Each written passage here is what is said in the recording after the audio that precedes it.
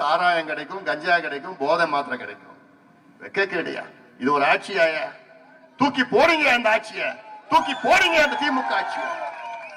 சொல்றான் அவன் அசாம்காரன் ஆந்திராவில வந்து வேலை செஞ்சுட்டு குடிக்கிறதுக்கோ கூத்தடிக்கிறதுக்கோ கஞ்சா வைக்கிறதுக்கு சாப்பிடுறதுக்கோ இங்க தமிழ்நாட்டை வந்து போறானா? என்ன ஆட்சி நடத்துறீங்க நீங்க? எதுக்கு ஆட்சி நடத்துறீங்க? ஆட்சி நடத்துவதற்கு துப்பு இல்லாதவங்க ஆட்சி செய்யறீங்க. தமிழ்நாடு என்ன நினைச்சிட்டு இருக்கீங்க? எப்படிப்பட்ட மண் இந்த மண்? இங்க கூத்தடிக்கிறதுக்காக அந்த மண்ணுக்கு வரணும்.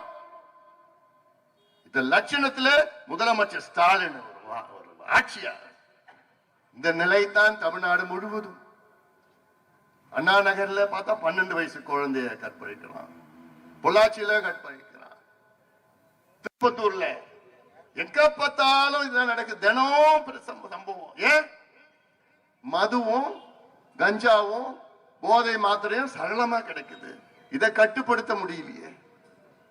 அதான் நான் சொல்றேன், இன்னைக்கு தமிழ்நாட்டில் உள்ள ஒவ்வொரு தாய்மாரும் தன் பெண் குழந்தைகளை பள்ளிக்கூடம் அனுப்பிச்சுட்டு ஐயோ வந்துருமா, பத்திரமா வந்துருமா, கல்லூரி அனுப்பிச்சுட்டு கல்லூரியிலிருந்து காலேஜில் இருந்து வந்துருமா, வேலைக்கு போற பெண் பிள்ளைகள்லாம் திரும்பி வருவாங்களா, பத்திரமா வருவாங்களா?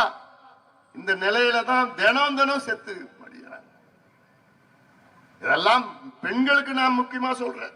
தப்பி தவறி கூட திமுக நீ மறுபடியும் ஓட்டு போடாதீங்க. இவங்க 1000 ரூபாய் இன்னமும் உரிமை தொகையா, பெண்கள் உரிமை தொகையா பேர் வச்சுக்கிறான் பாரு. உரிமை என்ன உரிமை கொடுத்தீங்க? அந்த 1000 ரூபாய் கொடுத்துக்கிறதுக்கு அந்த காலையில் 1000 ரூபாய் கொடுத்தா சாயங்காலம் எங்க போகுது? 1000 ரூபாய் டாஸ்மாக் கடைக்கு போகுது. வீட்டுக்காரன் பிடிக்கிறான், பொருளை பிடிங்கிட்டு குடிச்சிட்டு போயிடுறான். அப்போ இதுதான் நிலை, தான் தலையெழுத்து. இது இந்த போதை மாத்திரை யாரு விற்கிறா? இப்போ 6 மாதத்துக்கு முன்பு ஜாஃபர் சாதிக்குன்னு ஒருத்தனை பிடிச்சானுங்க. அவன் எதுக்கு பிடிச்சானோ, இவங்க பிடிக்கல, மத்தியில இருந்து பிடிச்சானுங்க. பிடிச்சி விசாரணை பண்ணா அவன் 3000 கோடிக்கு போதை பொருள் இருக்கிறான். போதை மாத்திரை 3000 கோடிக்கு இன்னும் விசாரணை நடத்திட்டு இருக்கிறாங்க.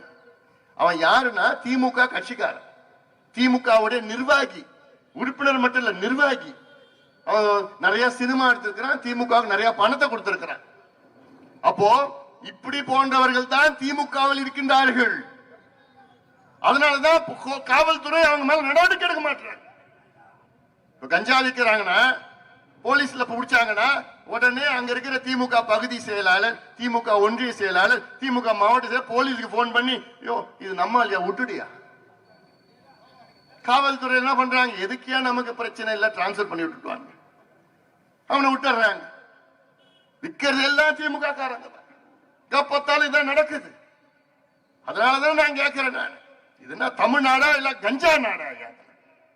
காவல்துறைக்கு நீங்க சுதந்திரமா செயல்பட விட்டா மிக சிறந்த முறையில் செயல்படுவாங்க. ஆனா சுதந்திரம் இல்ல காவல்துறைக்கு. இங்க கூட பார்த்தா ஒரு சம்பவம், ஒரு பள்ளிக்கூடத்துல ஒரு சின்ன பையன் 16 வயசு மர்மமான முறையில இறந்து கிடக்கிறான். என்னன்னா தற்கொலை. இவங்க எப்படி சொல்லுவாங்க தற்கொலை? அதற்கு விசாரணை நடத்தணும், தீவிரமான விசாரணை நடத்தணும். இல்லைன்னா நாங்க மிகப்பெரிய அளவுல போராட்டம் பண்ணுவோம். இதெல்லாம் ஒரு சம்பவம் கிடையாது. பள்ளி கல்வித்துறை அமைச்சர் அவர் தொகுதியில ஒரு 5 நாளுக்கு முன்னாடி ஒரு பையன் மர்மமான முறையில் இறந்து கிடக்கிறான். அதுவும் தற்கொலை. இவங்களே சொல்லிக்கிறது தற்கொலை. விசாரணை எல்லாம் கிடையாது. இப்படி அடுக்கடுக்கா சம்பவங்கள் வந்துட்டு இருக்குது. அதனாலதான் நான் கேட்கிறேன், நான் முடிவெடுங்கள். திருப்பத்தூர் மாவட்டம் கொண்டு வருவதற்கு நம்முடைய இனமான காவலர் சமூகநீதி போராளி மருத்துவர் ஐயா அவர்களும் பாட்டாளி மகிழ்ச்சியும் எவ்வளவு போராட்டம் செய்து மாவட்டம் பிரிந்த பிறகு ஏதாவது ஒரு வசதி இருக்கா? அடிப்படை வசதி இருக்கா? கலெக்டர் ஆபீஸ் மட்டும் கட்டிட்டாங்க. இல்ல, ஆஸ்பத்திரியில் இருக்கு டாக்டர் இல்ல. இதையெல்லாம் சிந்தித்து நிச்சயமாக இப்ப கேட்டாங்களே செட்டேரி டேம் பக்கத்துல இருக்கு. கிருஷ்ணகிரி டேம்ல இருந்து ஒரு 27 கிலோமீட்டர் ஒரு கால்வாய் மூலமா அந்த தென்பண்ணை பாத்தீங்கன்னா வருஷத்துல 3-4 முறை வெள்ள அபாயம், வெள்ளப்பெருக்கு, தண்ணி வந்து கடல்ல போயிட்டு இருக்குது. அதுல ஒரு 27 கிலோமீட்டர் ஒரு கால்வாய் வச்சு செட்டேரியில போட்டா 200 கிராமம் செழிக்கும், குடிநீர் பெருகும், நிலத்தடி நீர் உயரும். இந்த அடிப்படை குடும்பமா உங்களால பண்ண முடியாதுயா. இதெல்லாம் அடிப்படை திட்டம். இதுதாயா செய்யணும். நீ கொடுக்குற 1000 2000 பிச்சைலாம் வேணாயா. நீ கொடுக்குற பணம் எல்லாம் வேண்டாம்.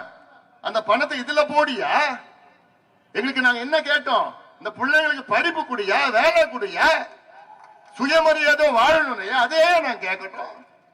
நீ போடுற பிச்சையோ, நீ விக்கிற சாராயமோ, நீ விக்கிற கஞ்சா, செய்யற ஊழல், கொள்ளடிச்சிட்டு இருக்கிற இங்கதான் இந்த மாவட்டத்தில் உள்ளதான் பாலாறு வருது, பிள்ளூர்ல இருந்து வருது. அது இந்த பாலாற்றுல தடுப்பணை கட்டு கட்டு கட்டு எத்தனை முறை சொல்லி இருக்கிறோம். பாலாற்றை காப்போம் என்று 2 நாள் நடைபயணத்தை நான் மேற்கொண்டேன். அதே போன்ற பாலாற்றை காப்போம் என்று மருத்துவர் ஐயா அவர்கள் 1996 வாணியம்பாடியிலிருந்து வாழஜாருக்கு சைக்கிள் பேரணி 3 நாள். எதுக்கே நாங்க சொல்றோம்? யாரு வேற எந்த கட்சியாவது, வேற எந்த இயக்கமாவது இந்த பாலாத்தை காக்கணும், தடுப்பணை கட்டணும், இணைக்கணும், இதுல நீர் மேலாண்மை இப்படி எல்லாம் யாராவது சொல்றாங்களா? இல்லையே, யாரும் சொல்றது இல்லையே. எங்களுக்கு மட்டும் எதுக்கு அந்த ஆதங்கம்? ஏன்னா எங்களுக்கு வரும் சந்ததியினருக்கு நல்ல உலகத்தை நாம் விட்டு செல்ல வேண்டும். இந்த மண் எல்லாம் நல்ல மண், விவசாய மண். இந்த மண் நமக்கு 1000 ஆண்டுகள் உணவளித்துக் கொண்டிருக்கின்ற மண். இந்த மண்ணை காப்பாற்றி வருகின்ற தலைமுறைகள் அடுத்த 1000 ஆண்டுகள் இந்த மண் நம்முடைய சந்ததியினர்களுக்கு உணவளிக்க வேண்டும். இடையில நம்ம வந்துட்டு போறோம், அவ்வளவுதான்.